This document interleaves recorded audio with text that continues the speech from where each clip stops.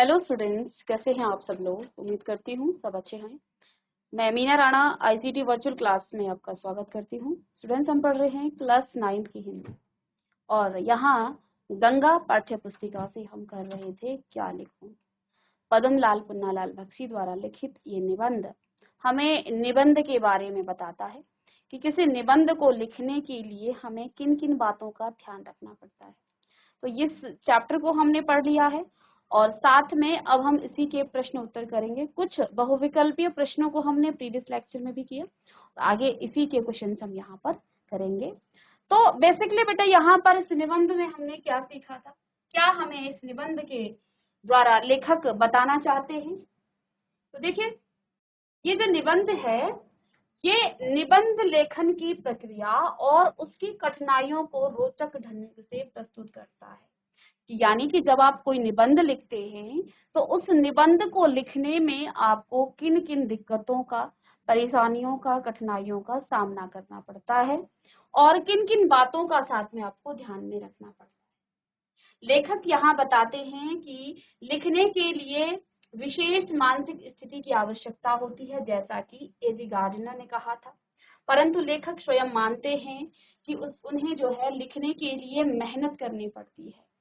लेखक ने बताया कि अंग्रेजी के जो प्रसिद्ध निबंध लेखक हैं एजी गार्डनर, उन्होंने कहा कि जब मैं निबंध लिखता हूँ तो मेरे मन की एक विशेष स्थिति होती है। मेरे मन में अनेक प्रकार के भाव आ जाते हैं जिनको मैं इस निबंध में जोड़ता हूँ और निबंध लिखता हूँ। लेकिन लेखक अपनी कठिनाई हमारे सामने प्रस्तुत कर रहे हैं कि जब वो निबंध लिखते हैं तो उनको कई प्रकार की जो कठिनाइयां हैं उनका सामना करना पड़ता है। ठीक है, तो यहाँ वो कहते हैं कि लेखक को दो विषय, दूर के ढोल सुहावने और साथ में दूसरा था समाज सुधार, दो उनके सामने विषय थे। अब उनको लिखना था कम समय में निबंध। तो देखो, जब भी आप किसी बड़ी प्रतियोगिता परीक्षा में जाओगे तो वहां भी आपको निबंध लिखने की कला होती है और ये निबंध लेखन को हमें इसी आसानी नहीं लेना चाहिए, क्योंकि निबंध लिखने की जो कला है वो आगे भी आपको जो है पूछा जाता है। निबंध किस तरह से लिखा जाता है और आपके पास एक ऐसा विषय जिसके बारे में आप ना तो जानते हैं और ना ही आपने कभी सोचा होगा कि हम इस विषय पर भी निबंध लिख सकते हैं।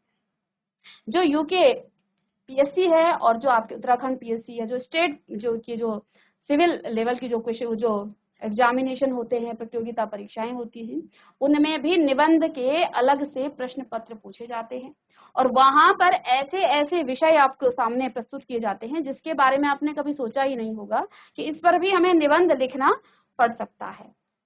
तो निबंध लिखने के लिए ये चैप्टर बहुत ही हमें इम्पोर्टेंट है, क्योंकि इससे हमें निबंध लिखने की कला समझ में आती है।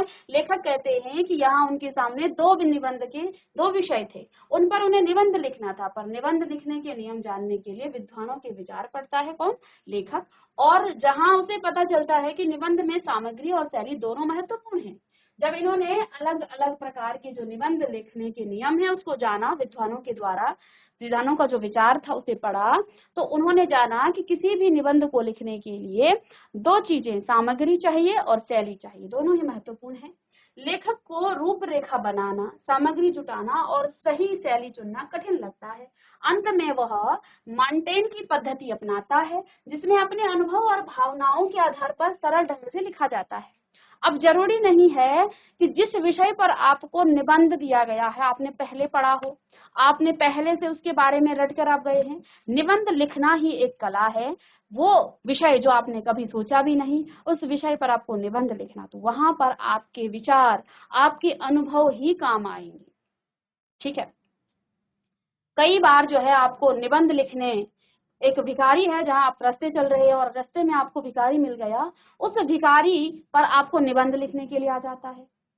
कोई मजदूर है जो वर्क कर रहा है और आप स्कूल जा रहे हैं, स्कूल जाते हुए आप उस जो आपके पास जो वो परिश्रम करने वाला या किसान है या कोई भी आपका मजदूर है, उस मजदूर पर आप निबंध लिखने को आ सकता है। या कोई भिखारी है, वो भीख मांग रहा है, तो आखिर वो रोड के किनारे पर भीख क्यों मांग रहा है, ऐसे ऐसे विषय पूछे जाते हैं। तो उस समय आप अपने अनुभवों से ही उस विषय पर लिख पाओगे, क्योंकि पहले से तो रटा रटाया कुछ है नहीं आपके पास जिससे आप उन रटी हुई बातों को लिख दे। इसलिए निबंध लिखना एक कला है। वहां अब लेखक हमें बता भी रहे हैं और स्वयं की परेशानी हमारे सामने प्रस्तुत कर रहे हैं कि मेरे सामने तो ये दिक्कतें आई हैं। तो कहते हैं कि लेखक को रूपरेखा बनाना, सामग्री जुटाना और सही शैली चुनना कठिन लगता है। उनको रूपरेखा बनाना नहीं आता है, उनको लगता है कि बहुत कठिन काम है। फिर वो कहते हैं कि मुझे सामग्री जुटाना भी जो है बहुत कठिन लगता है और शैली किस तरह से मैं चुनूं किसी निबंध की, ये भी मुझे कठिन लगता है। अंत में उन्होंने क्या किया, मार्टेन की जो पद्धति है उसको अपनाया, जिसमें उन्होंने अपने अनुभव, अपनी भावनाओं के आधार पर सरल ढंग से लिखा। और यही निबंध जो है सबसे महत्वपूर्ण होता है। वह अमीर खुसरो की तरह दोनों विषयों को एक ही निबंध में जोड़ देता है। अब यहाँ उनके सामने क्या दिक्कत थी, समय कम, दो विषय बिल्कुल अलग अलग। उन्होंने क्या किया, उन्होंने अमीर खुसरो की बात उन्हें याद आई, जिसमें उन्होंने एक ही पंक्ति में 4 महिलाओं की जो ख्वाहिश थी, वो चाहती थी कि कविता सुने, और उन्होंने 2 ही पंक्ति में चारों की कविताएं बता दी। तो यही पद्धति उन्हें अच्छी लगी, इसलिए उन्होंने दोनों विषयों को क्या किया, एक साथ जोड़ा और एक दूसरे से जोड़ करके निबंध लिखा। निबंध में बताया गया है कि दूर की चीजें अच्छी होती हैं और समाज में सुधार हमेशा आवश्यक रहता है। संदेश यहाँ पर ये है कि इस निबंध का जो मुख्य संदेश यह है कि निबंध लिखने में सरलता और स्पष्टता होनी चाहिए। जब भी आप निबंध लिखें तो आपकी निबंध लिखना आपके सामने जो है वो स्पष्ट होने चाहिए, आप क्या बताना चाहते हैं। साथ में अपने अनुभव और भावनाएं सबसे अधिक इसमें महत्वपूर्ण होती हैं। समाज में सुधार की आवश्यकता हमेशा बनी रहती है।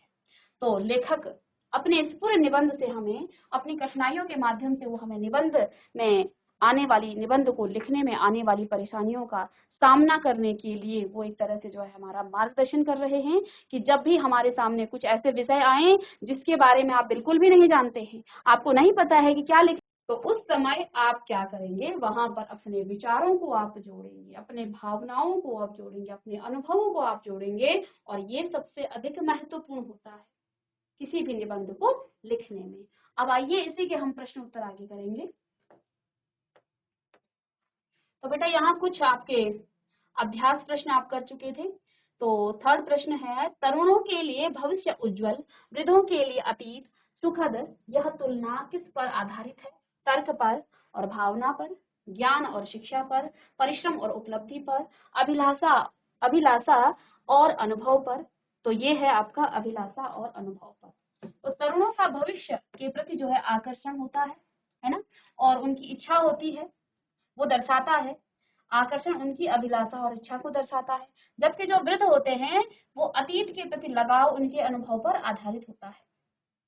ठीक है, तो चलिए नेक्स्ट प्रश्न है, निबंध में अमीर खुसरो की जो कहानी है उसका उल्लेख किस संदर्भ में किया गया था?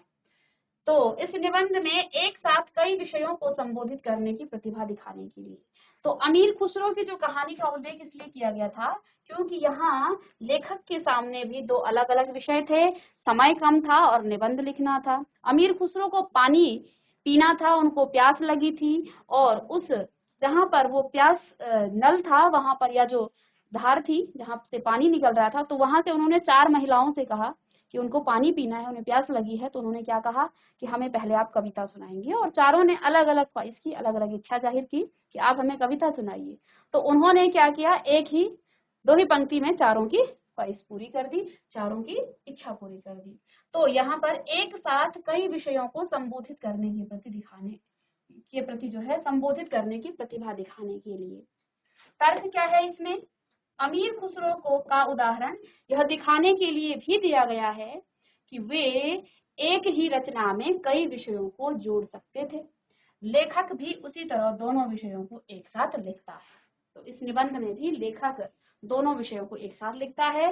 निबंध में समाज सुधार के संदर्भ में क्या कहा गया है? क्या कहा गया है? सुधारों की आवश्यकता हर युग में बनी रहती है, या फिर सुधार केवल बड़े विचारकों द्वारा संभव है?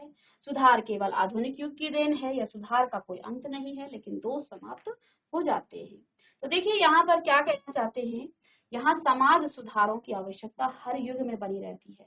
हर युग में आपने सुना होगा कि कई समाज सुधारक आए और फिर चले गए, तर्क क्या है? निबंध में बताया गया है कि समाज में हमेशा कुछ न कुछ कमियां रहती हैं, इसलिए हर युग में सुधार की आवश्यकता बनी रहती है।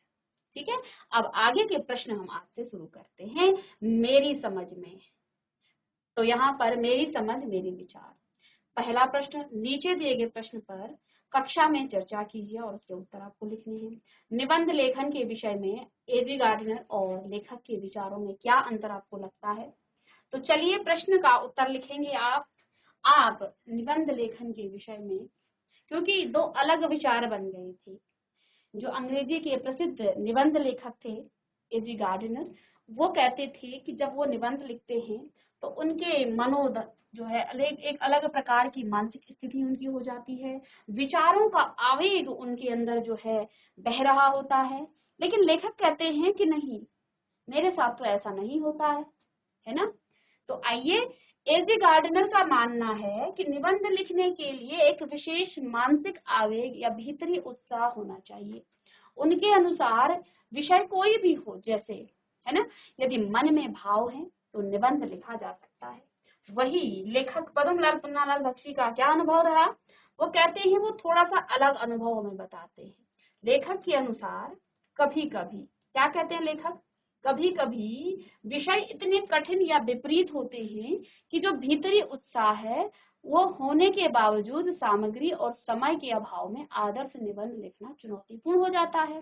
जैसा कि हमें जब हम पेपर देने जाते हैं तो एकदम से हम एक नया विषय देखते हैं, तो साथ में हमारे जो दिमाग में उस समय हमारे मानसिक जो स्थिति होती है, प्रेशर होता है और भी क्वेश्चंस होते हैं, तो उस समय हम वो सब नहीं लिख पाते हैं, है ना। तो लेखक यहाँ बिल्कुल विपरीत कहते हैं कि हमारा जो भीतरी उत्साह है उसके बावजूद सामग्री और समय के अभाव में हम जो है आदर्श निबंध नहीं लिख सकते हैं, एक चुनौतीपूर्ण हो जाती है हमारे लिए। तो गार्डनर भाव को प्रधानता देते हैं, जबकि लेखक विषय की प्रकृति और परिस्थिति को भी महत्वपूर्ण मानता है। अब जहाँ गार्डनर साहब ने कहा है कि किसी भी निबंध को लिखने के लिए आपके मन के भाव प्रधान होते हैं, जबकि लेखक कहते हैं कि विषय की क्या प्रकृति है उस पर निर्भर करता है कि निबंध कैसा लिखा जाएगा, और साथ में उस समय की परिस्थितियां क्या हैं। या तो आपके सामने बहुत सारा समय है, आप जो है अलग अलग जगहों से सामग्री को इकट्ठा कर पा रहे हैं, विचारों को सोचने और एकत्रित करने के लिए आपके पास पर्याप्त समय है, तब अगर अलग परिस्थिति होगी। लेकिन अगर आपके पास समय कम है तो आप जो है फिर उन मानसिक स्थितियों को जो है, उन मानसिक भाव को आप नहीं ला पाते हैं, है ना। तो ऐसा ही यहाँ पर लेखक ने कहा है। तो चलिए नेक्स्ट, यहाँ पर लेखक के अनुसार वृद्ध और तरुण दोनों ही वर्तमान से क्या है, असंतुष्ट रहते हैं। लेखक कहते हैं कि जो वृद्ध हैं और जो तरुण हैं, युवा हैं, दोनों ही वर्तमान में असंतुष्ट रहते हैं, और दोनों की असंतुष्टि के कारण भिन्न है। तो लेखक ने यहाँ बताया कि जो तरुण हैं और वृद्ध हैं दोनों ही वर्तमान में असंतुष्ट हैं, ठीक है। लेकिन इन दोनों की जो असंतुष्टि का कारण है वो बिल्कुल भिन्न है। आपके विचार से उनकी असंतुष्टि के क्या क्या कारण हो सकते हैं? तो लेखक के अनुसार दोनों वर्तमान से दुखी हैं, लेकिन उनके दृष्टिकोण बिल्कुल अलग है। कैसे? वृद्धों की जो असंतुष्टि है वो वृद्धों को अपना अतीत, बीता हुआ समय गौरवशाली और सुखद लगता है। वे वर्तमान के परिवर्तनों को स्वीकार नहीं कर पाते हैं, और जो पुराने मूल्यों को खोता देख दुखी होते हैं, उनके लिए बीता हुआ समय ही श्रेष्ठ था। तो जो हमारे पूर्वज कह सकते हैं, या हमारे जो वृद्ध लोग होते हैं, या हम भी आगे वृद्ध होंगे, तो हमने जो समय व्यतीत कर लिया, हमें लगता है हमारा समय बहुत अच्छा है, क्योंकि आज आप देखिए और आगे बच्चों में क्या परिवर्तन आएंगे, समय बिल्कुल परिवर्तित हो जाएगा। तो जो वृद्ध होते हैं उनको अपना समय ही बहुत अच्छा लगता है, हमारे समय में तो ऐसा होता था, है ना, हमारे समय में तो ऐसा होता था। और जो वर्तमान में परिवर्तन आ रहा है, उन परिवर्तनों से जो पुराने मूल्य हैं उनको खोता हुआ देखते, यानी कि जो हमारे मूल्य थे, जो नैतिक मूल्य थे, वो धीरे धीरे समाप्त होते जा रहे हैं। और उन ही बातों को सोच करके वो वृद्ध जो है कहीं ना कहीं वो असंतुष्ट है, ठीक है, और उसके लिए जो उसका बीता हुआ समय है वही सबसे श्रेष्ठ था। लेकिन जो आपके नए युवा हैं, तरुण हैं, उनकी असंतुष्टि जो है युवाओं को अपना भविष्य सुनहरा दिखाई देता है। वे वर्तमान की रूढ़ियों और बाधाओं को तोड़कर जल्द से जल्द अपने सपनों के भविष्य में पहुंचना चाहते हैं। वर्तमान की धीमी गति उन्हें बेचैन करती है। तरुण और युवा चाहते हैं कि समय इतनी जल्दी उनको जो है उनके सपनों, उनका जो भविष्य है उन तक पहुंचाए, उनके सपनों तक पहुंचाए, और समय की जो गति है वो बहुत धीमी है। इसलिए जो है वो भी परेशान है, वो भी असंतुष्ट है, और जो वृद्ध है वो भी असंतुष्ट है। कहीं ना कहीं दोनों की असंतुष्टि है, लेकिन दोनों के विषय जो है बिल्कुल भिन्न है। चलिए नेक्स्ट प्रश्न है, नमिता और अमिता किन विषयों पर निबंध लिखवाना चाहती है? नमिता और अमिता किन विषयों पर निबंध लिखवाना चाहती हैं? उनके द्वारा सुझाए गए विषयों पर निबंध लिखने में लेखक को क्या कठिनाइयां आई? चलिए, तो क्या क्या कठिनाई आई? सबसे पहले उनके सामने कठिनाई थी समय का अभाव, यानी कि समय कम था। उन्हें बहुत कम समय में दो अलग अलग विषयों पर लिखना था। सामग्री की कमी थी। समाज सुधार जैसे गंभीर विषय के लिए उनके पास न तो कोई पुस्तकालय था और न ही आंकड़े। विरोधाभास, दूर के ढोल सुहावने एक मुहावरा है जिसे सीमित शब्दों में स्पष्ट करना और उसे आदर्श बनाना कठिन था। ठीक है, तो इसलिए जो है उनको ये कठिनाइयों का सामना करना। तो चलिए, सबसे पहली जो कठिनाई थी वो था समय का अभाव, सामग्री की कमी और विरोधाभास। आप इसे एक्सप्लेन करके लिख सकते हैं। ठीक है, फिर नेक्स्ट प्रश्न है प्रश्न नंबर 4। निबंध शास्त्र के आचार्यों ने आदर्श निबंध लिखने की कौन सी युक्तियां सुझाई हैं? आप किसी भी विषय पर निबंध लिखने से पहले किस तरह की तैयारी करते हैं? तो जब आपको निबंध लिखने के लिए दिया जाता है तो आप किन किन तैयारियों को करते हैं? साथ में यहाँ निबंध शास्त्रों के जो आचार्य थे उन्होंने जो आदर्श निबंध लिखने की युक्तियां हैं वो कौन कौन सी थी वो हमें यहाँ पर बतानी है। चलिए, तो सबसे पहला इन्होंने कहा है कि निबंध आपका संक्षिप्त होना चाहिए। निबंध कैसा होना चाहिए? संक्षिप्त होना चाहिए, स्पष्ट और प्रभावी होना चाहिए। आपका निबंध स्पष्ट हो और प्रभावशाली भी हो। उसमें सामग्री अर्थात विचार, सामग्री से अर्थ यहाँ पर है विचार से। शैली अर्थात प्रस्तुति, आप जिस शैली में लिख रहे हैं उसकी जो प्रस्तुति है उसके लिए कहा गया है। दोनों का संतुलन होना चाहिए, ऐसा निबंध शास्त्र के जो आचार्य हैं उन्होंने बताया है आदर्श निबंध को लिखने के लिए। विषय से संबंधित उचित सामग्री एकत्र करना और लिखने से पहले रूपरेखा, एक आउटलाइन आपको बनानी है, और भाषा आपकी सरल, सहज और समझने योग्य होनी चाहिए। ऐसा नहीं है कि आपको जो है बिल्कुल अलग ही भाषा में आप लिख रहे हैं जो पढ़ने वाले को समझने ही ना आए। निबंध में एकता और क्रमबद्धता होनी चाहिए। ऐसा नहीं है कि आपने पहले निबंध में कुछ और लिख दिया, बिल्कुल जो है उसमें क्रमबद्धता होनी चाहिए, है ना। जैसे अगर आप पर्यावरण पर लिख रहे हैं तो आप पर्यावरण के बारे में लिखेंगे कि हमारा जो चारों तरफ का, पहले तो हम लिखेंगे उसके बारे में कि पर्यावरण, हमारे चारों तरफ के आवरण को हम पर्यावरण कहते हैं। फिर उससे जो है पहले तो आप पूरा रूपरेखा बनाएंगे, फिर कौन कौन से आपके पर्यावरण में जो है कौन कौन से घटक है, क्या है, हमारा पर्यावरण प्रदूषण क्यों हो रहा है ना, क्या क्या इससे नुकसान हो सकता है, यदि हम पर्यावरण को स्वच्छ रखेंगे तो क्या हमें इससे जो है फायदा लाभ मिलेगा, और हमारे पर्यावरण के प्रदूषण से क्या क्या हमें हानि हो रही है। ठीक है, और इसके बाद हम उस पर्यावरण का संरक्षण कैसे करें, वो सारी बातें आपको लिखनी होती हैं। तो आप में क्रमबद्धता, ऐसा नहीं आपने पहले पर्यावरण प्रदूषण लिख लिया है फिर बाद में आप लिख रहे हैं पर्यावरण के बारे में, या फिर आपने पहले सॉल्यूशन उसका जो है वो बता दिया कि पर्यावरण को आप कैसे संरक्षण करते हैं, उनका संरक्षण कैसे किया जाता है।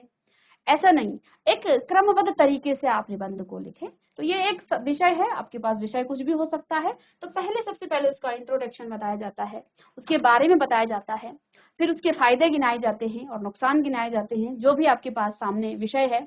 फिर जो है आप जो है उसमें सुधार, यदि कोई ऐसी घटना या कोई ऐसी चीज है तो उसमें सुधार कैसे किया जाता है ना, या कोई बहुत अच्छी घटना है तो इससे हमें क्या शिक्षा मिलती है। तो ये सारी बातें हमें उस निबंध में लिखना होता है और एक क्रमबद्ध तरीके से हम लिखते हैं। ठीक है, चलिएगा इनको आप नोट कीजिए।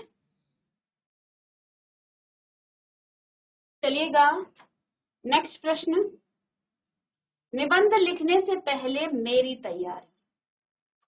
ठीक है, तो सबसे पहले विषय को ध्यान से पढ़ समझता या समझती हूँ, उससे संबंधित जो मुख्य बिंदु हैं उनको लिखकर रूपरेखा बनाता या बनाती हूँ, ये आपको लिखना है, यानी ऐसा ही आपको करना है। आपने जिन बिंदुओं पर जो है यहाँ प्रकाश डालना है, जिन भी बिंदुओं पर आप लिखेंगे उन सब बिंदुओं को आप पहले रूपरेखा में लिख लेंगे। विषय पर अपने विचार और अनुभव आपको सोचना है, सोचता या सोचती हूँ। निबंध को भूमिका, मुख्य भाग और निष्कर्ष में बांटना। तो 3 तरीके से आप लिखेंगे। मुख्य भाग, पहले आप भूमिका लिखेंगे, फिर आप मुख्य भाग लिखेंगे और लास्ट में निष्कर्ष भी आप निकालते हैं। हर विषय में आपको यही करना होता है कि जब भी आप निबंध लिखते हैं तो आपको पहले उसकी जो निबंध की भूमिका है, साथ में अब निबंध में कोई सा भी टॉपिक हो सकता है, जो मुख्य भाग है उसको लिखना है और निष्कर्ष तो आपको जरूर लिखना है। अंत में निबंध को पढ़कर त्रुटियों को सुधारता या सुधारती हूँ। तो आपको ये काम करने हैं। ठीक है, सबसे पहले आपको विषय को ध्यान से समझना है, उसके बाद आपने मुख्य बिंदुओं को रूपरेखा में लिखना है कि ये मैं आप इस बिंदुओं पर है जो है यहाँ पर प्रकाश डालूंगा। विषय पर अनेक विचार, अपने विचार और अनुभव आपको सोचने हैं। साथ में आपको भूमिका, उसके मुख्य भाग और निष्कर्ष में उसे बांटना है और अंत में उसी निबंध को आप जो है पढ़ेंगे कि आपने जो निबंध लिखा है वहीं उस निबंध में कोई त्रुटि तो नहीं है, कोई कमी तो नहीं है, और अंत में आप उसकी त्रुटियों को सुधारते, है ना। तो मार्टिन ने जो कुछ देखा, सुना और अनुभव किया उसी को अपने निबंध में लिपिबद्ध कर दिया। निबंध लेखन के लिए देखने, सुनने और अनुभव करने की क्या उपयोगिता हो सकती है। चलिए, तो मार्टिन का मानना था कि जो कुछ स्वयं देखा, सुना या भोगा है वही सच्चा साहित्य है। निबंध लेखन में इसकी उपयोगिता है मौलिकता। जब हम अपने अनुभव लिखते हैं तो वे किसी की नकल नहीं होते हैं। दूसरी बात, उसमें सजीवता। अनुभव से लिखा गया निबंध पाठक के हृदय को छूता है। जब आप अपनी अनुभव से कोई चीज लिखोगे, किसी विषय पर लिखोगे, तो क्योंकि वो किसी की कॉपी नहीं होती है, किसी की नकल नहीं होती है, तो जो पढ़ने वाला होता है वो उसके हृदय तक छूता है, क्योंकि वो हृदय से लिखी गई बात है, अनुभव से लिखी गई बात है, तो उसको जो है वो अच्छा लगता है, क्योंकि उसमें सच्चाई होती है। आत्मपरक शैली, देखने और सुनने से हमारे पास विचारों का भंडार जमा हो जाता है, जिससे निबंध जो है बोझिल ना होकर के रोचक बन जाता है। तो जब हम कोई चीज देखते हैं और सुनते हैं और उसी चीज को यदि हम अपनी पेन से लिख रहे हैं किसी निबंध में, तो वो जो है आपके पास विचारों के इतने भंडार हो जाते हैं तो आप कहीं भी रुक नहीं पाओगे, आप उसको जो है लिखते रहोगे। इससे निबंध आपको बोझिल नहीं लगेगा बल्कि रोचक लगेगा और आप और बातों को और अधिक तरीके से और रोचक तरीके से आप लिख पाओगे। चलिएगा, अब है विद्या से संवाद। निबंध लिखने की कला।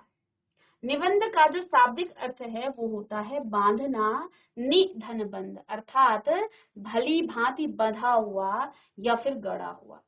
इस गद्य की एक विद्या है जिसमें रचनाकार किसी विषय पर अपने अनुभव, विचार, दृष्टिकोण और भावनाओं को तार्किक, भावनात्मक, क्रमबद्ध और साहित्यिक रूप से प्रस्तुत करते हैं।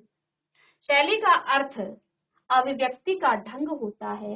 निबंधकार विभिन्न प्रकार से विषयों को प्रस्तुत करता है और इस पाठ में निबंध लेखन की प्रक्रियाओं के विषय में चर्चा की गई है। दिए गए आरेख को देखिए और इसके आधार पर एक निबंध लिखिए। अगर आपको निबंध लेखन का कोई और ढंग बेहतर लगता है तो उसे ऐसे ही आरेख से दर्शाइए और बताइए कि आपको वह ढंग बेहतर क्यों लगा। अब हो सकता है जो चीजें यहाँ पर दी गई हैं आप इसे लिखें, देखें, उसके बाद आप अलग ढंग से भी लिख सकते हैं। ठीक है, तो निबंध शब्द का अर्थ है भली भांति बधा हुआ, अर्थात ऐसा लेखन जिसमें विचारों को क्रमबद्ध और सुसंगठित रूप से प्रस्तुत किया जाए। निबंध लेखन एक कला है जिसमें लेखक अपने विचारों, अनुभवों और भावनाओं को प्रभावी ढंग से व्यक्त करता है। दिए गए आरेख के आधार पर निबंध लेखन की प्रक्रिया को निम्न प्रकार से समझा जाता है। सबसे पहले प्रेरणा की आवश्यकता होती है। जब मन में किसी विषय के प्रति रुचि या उत्साह उत्पन्न होता है तभी जो है लेखन की शुरुआत होती है। इसके बाद विषय चयन किया जाता है। विषय ऐसा होना चाहिए जिसे लेखक समझता हो और जिस पर वह अपने विचार स्पष्ट रूप से प्रस्तुत कर सके। फिर है विषय चुनने के बाद जो आपके सामग्री जो संग्रह किया जाता है, यानी कि आपके जो विचार है उनको वो संग्रह करता है, संगठित करता है और इसमें लेखक अपने अनुभव, ज्ञान, पढ़ी हुई जो बातें हैं और अन्य स्रोतों से जानकारी एकत्र करता है और उसके बाद रूपरेखा का निर्माण करता है। इसमें निबंध के मुख्य बिंदुओं को क्रम रूप से लिखा जाता है ताकि लेखन जो है आपका व्यवस्थित रहे। अब आप एक निबंध लिखेंगे, जो भी चीजें आपने यहाँ इस चैप्टर में सीखी एक विषय पर आप निबंध लिखेंगे, जो भी आपको अच्छा लगता है। मिलते हैं नेक्स्ट लेक्चर में, तब तक के लिए थैंक यू।